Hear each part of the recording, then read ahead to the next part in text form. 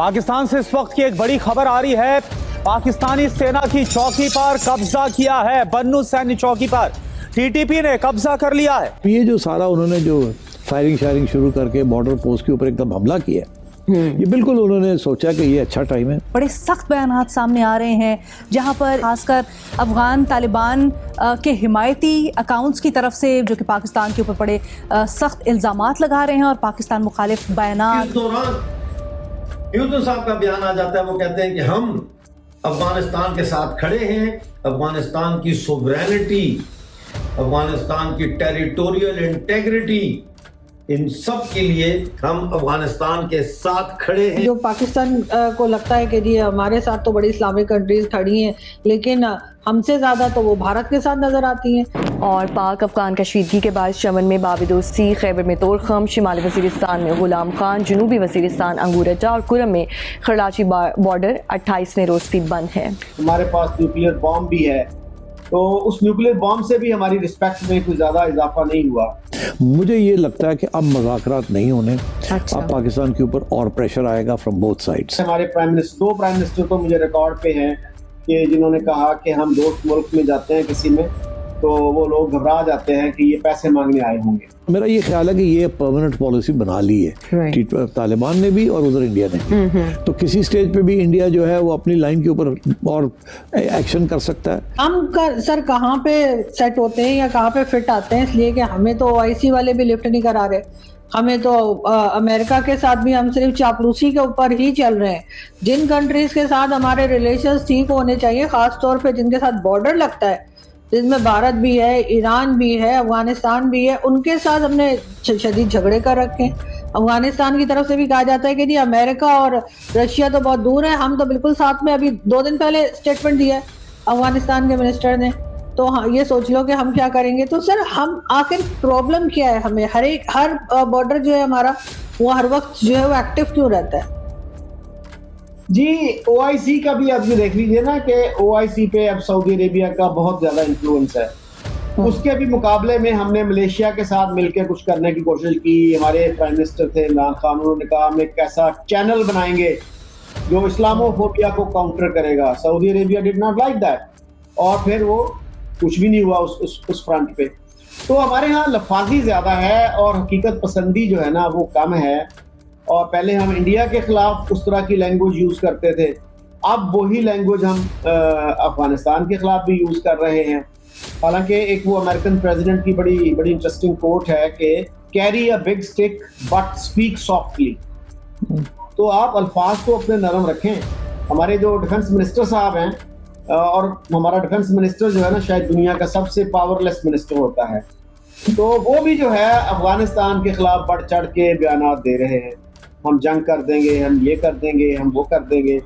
तो भाई थोड़ी सी डिप्लोमेसी सीखो, थोड़ी सी नफीस गुफ्तगू करना सीखो। ठीक है, जो आप करना चाहते हैं करते रहें, लेकिन अपने लफ्ज़ों का चुनाव जो है वो तो एहतियात से करें।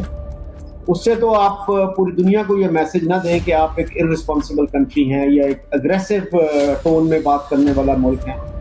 तो अनफॉर्चुनेट है ये चीज़ें हमारी जो हैं। हमारे बड़े बड़े जो अहदेदार हैं इस तरह की लैंग्वेज यूज़ करते हैं, और हमारा वो ब्रदर इस्लामिक मुल्क भी है, और इन तालिबान को इक़्तिदार में लाने में हमारी बड़ी कंट्रीब्यूशन है।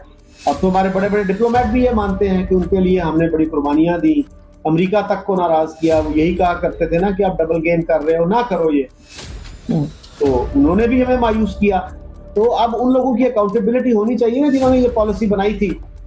अब जनरल राहील शरीफ हैं, जनरल कियानी हैं, इनसे पूछना चाहिए, जनरल बाजवा से पूछना चाहिए पार्लियामेंट को कि भाई आपने किन बुनियादों पर ये पॉलिसी बनाई थी, ये क्यों नाकाम हो गई।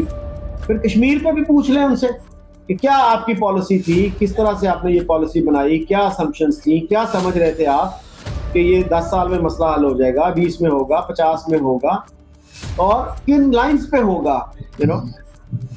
तो ये चीज़ें हमारे यहाँ क्लैरिटी आनी चाहिए इस पे। पार्लियामेंट को unfortunately this is a powerless parliament. लेकिन मीडिया चले कर ले, कुछ कर ले, कुछ तो क्वेश्चनिंग करें। कियानी साहब से क्यों नहीं पूछते, राहील शरीफ से, बाजवा साहब से, कि आपने ये पॉलिसीज बनाई, आप चलाते रहे, ये क्यों फेल हो गई? सर कौन सा मीडिया? ये मीडिया तो जो मेन स्ट्रीम मीडिया की बात कर रहे हैं आप, तो वो तो सर आपको पता है पूरी तरीके से कंट्रोल है। और जो कह लीजिए इंडिपेंडेंट मीडिया है जिसपे मैं और आप काम करते हैं, तो यहाँ तो वो आने को तैयार नहीं होंगे बात करने के लिए।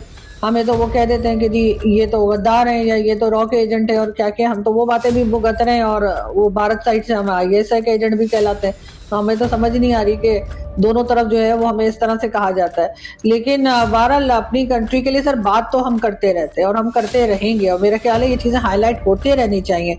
लेकिन सर न्यूक्लियर पावर होने के अलावा कौन सी ऐसी दूसरी चीज़ है जो पाकिस्तान दुनिया को बताता है जिसकी वजह से हम बहुत इम्पोर्टेंट है?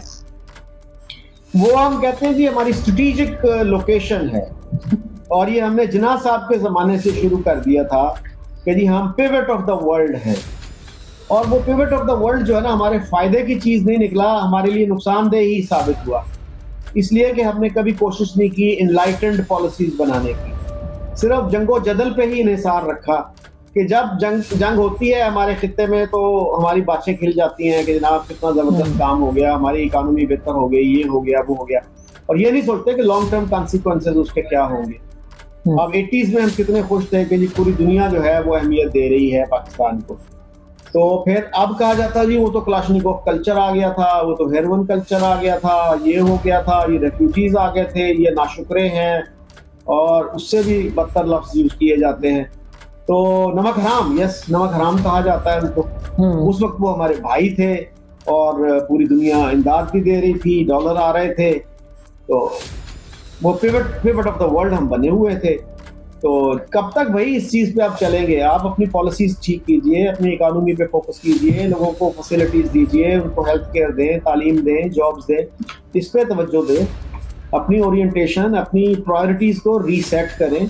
तो लेकिन उस तरफ हम जाने के लिए तैयार नहीं हैं। आज की बड़ी खबर है कि तहरीके तालिबान पाकिस्तान या TTP ने खैबर पख्तूनख्वा प्रांत के बन्नू जिले में पाकिस्तानी सेना की एक महत्वपूर्ण चौकी पर हमला कर उसे कब्जे में ले लिया है।